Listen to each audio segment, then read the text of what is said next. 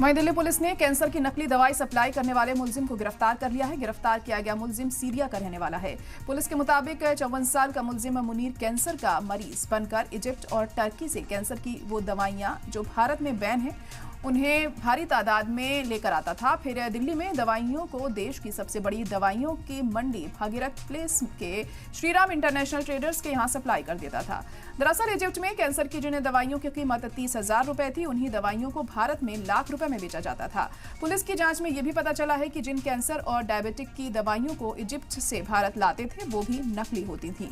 जब कस्टम के अधिकारी इन्हें पकड़ते थे तो ये मरीज बताकर बच निकलते थे। हालांकि इस काले कारोबार में इनका साथ देने वालों को दिल्ली पुलिस ने पिछले महीने गिरफ्तार किया था। अब दिल्ली पुलिस की इसके मास्टरमाइंड तक पहुंचने की तैयारी की जा रही है। बता दें कि अब तक 5 करोड़ के करीब नकली कैंसर और जीवन रक्षक दवाइयों की सप्लाई की जा चुकी है।